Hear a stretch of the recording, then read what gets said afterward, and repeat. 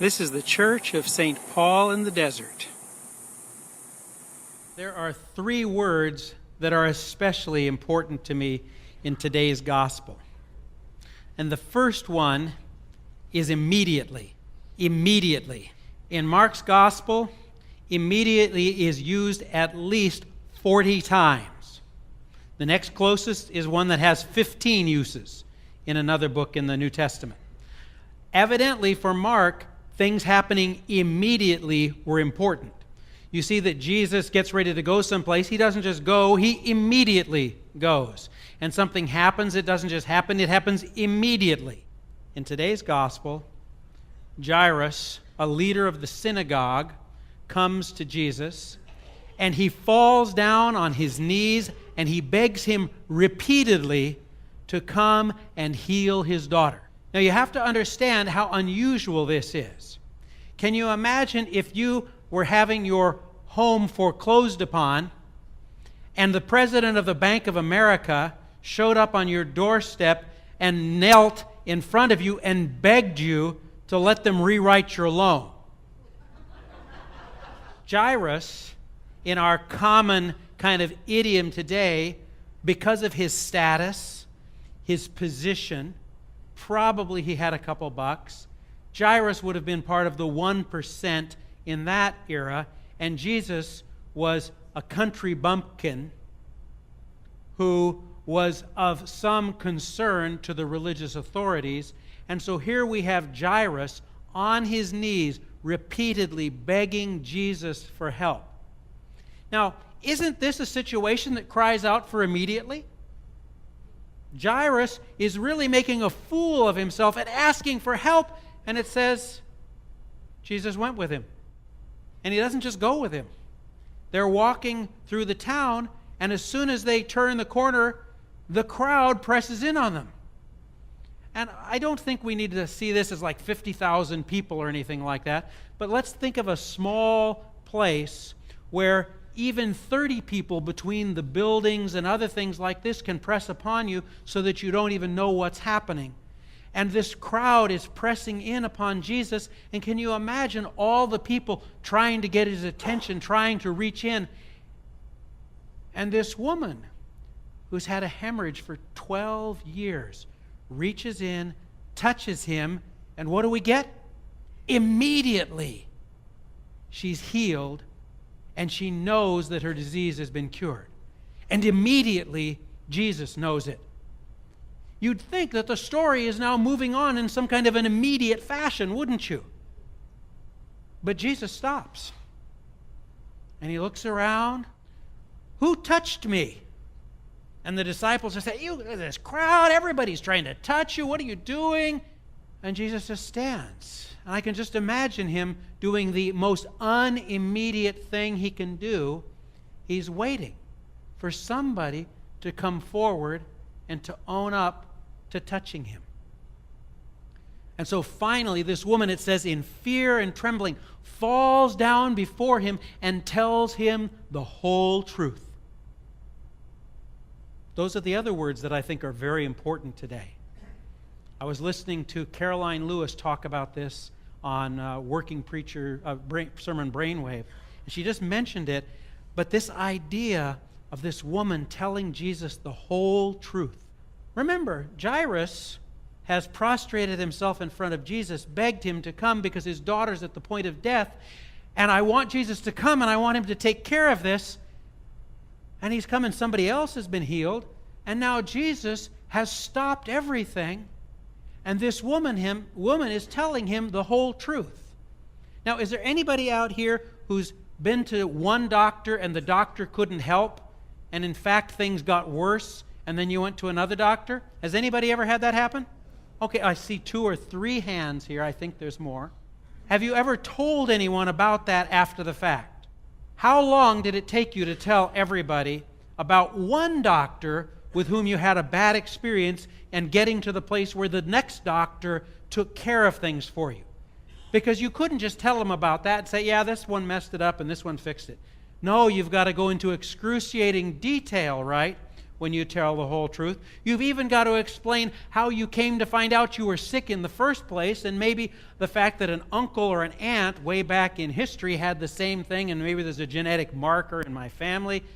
And can you imagine Jairus saying, "Immediately, immediately." And Jesus is listening to her tell him the whole truth. Sometimes we want immediate answers. Sometimes we want God to take action right now, and we know exactly how it should be, and things don't happen exactly like we want them to. And I could actually give you a really great kind of a pastor's sermonic theological justification, but none of that really gets to the place where when you're the one who wants the answers, it is nothing but frustrating and anxiety-producing when it's not happening. But there's something else that needs to be going on. This woman has been sick for 12 years. And someone has healed her, and more importantly, someone took the time and listened to her tell the whole truth about her story. I mentioned, and I jokingly referred to Jairus as kind of the 1%, but this woman, the fact that she had a doctor, meant she was somewhere in the upper tiers, because doctors weren't available for everybody back then. And she had multiple doctors. She must have had enough money that they seemed to have found her an easy mark and went after her and seemed to have taken her for everything she had and only made her worse. Somebody who was right at the top of society works her way down over these 12 years to the place that she is surreptitiously trying to snatch a healing from Jesus as he walks by. I anticipate, as I look around the room, the kinds of conversations that I've had with people here over the years, I have a feeling that there are a lot of people who have only lately been able to tell the whole truth about their life. Or perhaps there are folks who haven't yet been able to tell the whole truth about their life. Now, the easy thing here is some of you, only came out so long ago, and you just started telling the whole truth about who you are. But there's all sorts of other kinds of whole truth. When I was 12 years old, I found out that my brother and older sister were adopted. I found out my mother had this whole relationship with a drunken husband who beat her. And she ran away and met my father, and my father rescued my siblings and brought them into the family. And all of a sudden, my life took on a different flavor once I had heard my mother tell at least that portion of the whole truth. All of us have a truth that needs to be told and needs to be listened to. And sometimes that takes time, even when we're waiting like Jairus for his daughter to be healed. It says that Jesus is listening to this woman share her story, and I would anticipate that this story took quite some time. And Jesus is speaking to her, and he says to her, "Daughter, your faith has healed you."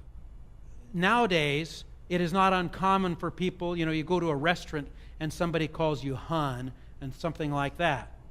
Now, even in California, sometimes it happens. Okay?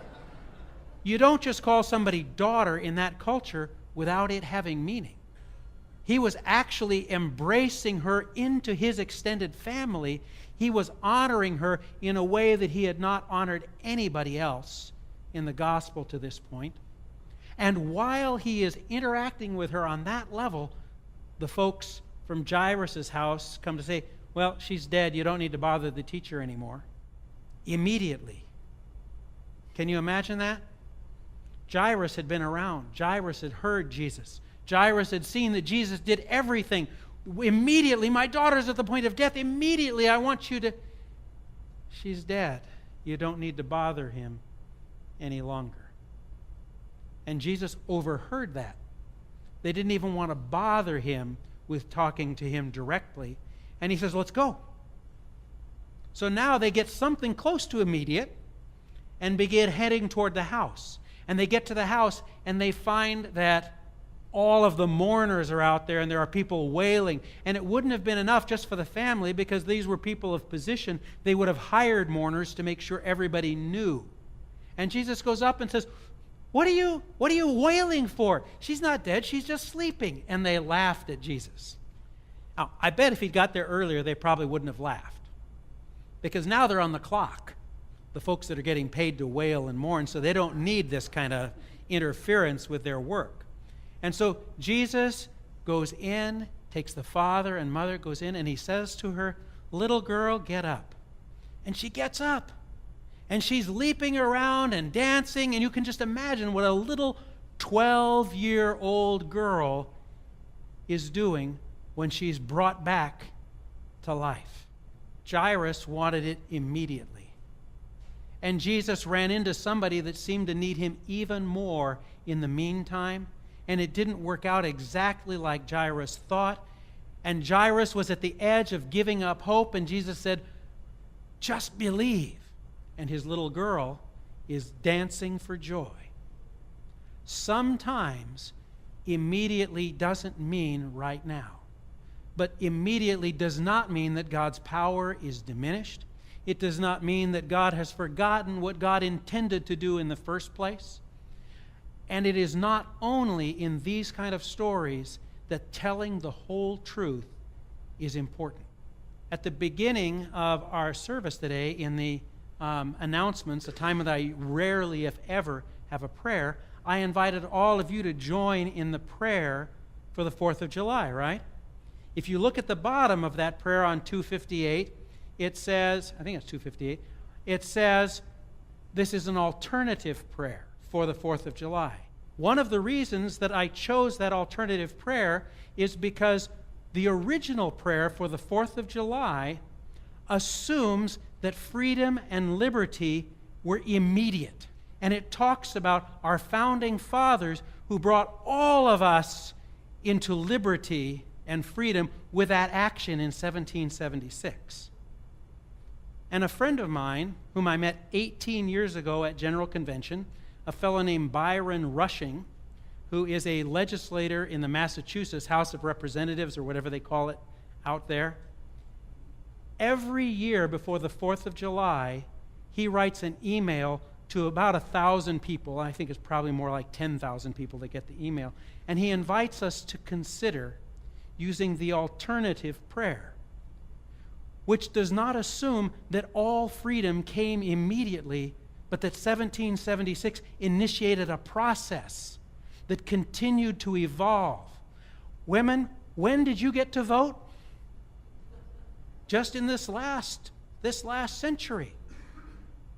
When freedom is something that continues to evolve, and the beginning in 1776 was something that God has been building on ever since. And we've gone forward and we've gone backward, and we continue to move. But it is important that we hear the whole truth, that we not just hear part of the truth because it feels better, that we not just cover everything immediately because we want to get on with it and we don't want to be bothered by these other details and things that come up.